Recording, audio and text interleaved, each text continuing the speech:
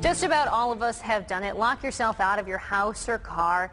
It can be a nightmare that no one wants to experience, but what's worse is if someone takes advantage of your misery, and it happens, people get ripped off. 39's Mike McGuff is here to tell us what you can do to protect yourself from a lousy locksmith. What can you do, Mike? Well, yeah, it's a horror story, and it has nothing to do with Halloween, actually.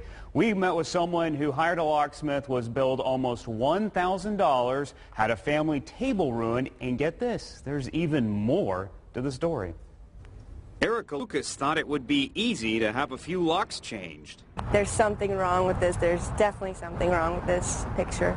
She looked for a locksmith on her iPhone. What she says she ended up with was 2 ruined locks, shoddy work, and an $800 bill.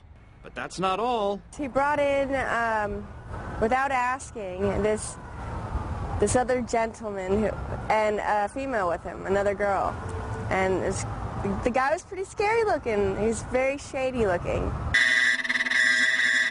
Lucas later found the locks could have simply been rekeyed.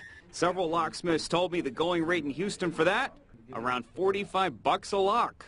So if you feel uncomfortable with a locksmith, the Better Business Bureau says don't be afraid to lock them out of your life. If you feel like you're being bullied in any way, or you just don't have a good feeling about the locksmith that you're working with, you can always decline the service and call somebody else. Monica Russo with the Houston BBB says locksmiths must have a license card with the Texas Department of Public Safety.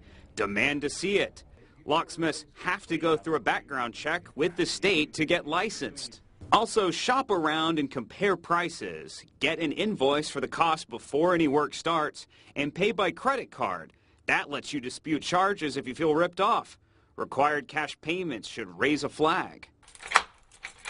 So how can you avoid trouble in the first place? Research and find a good locksmith before you ever need one. Because I think what a lot of people get themselves into is a situation where they're looking for a locksmith right then and there, and they don't have a lot of time to actually do some research or a background check on the company that they plan on using. We should know Lucas says she was later asked out by that bad locksmith. To check on if a locksmith is licensed with the state, log on to 39online.com. We'll have links so you can search to see if they're licensed. Mike McGuff, 39 News.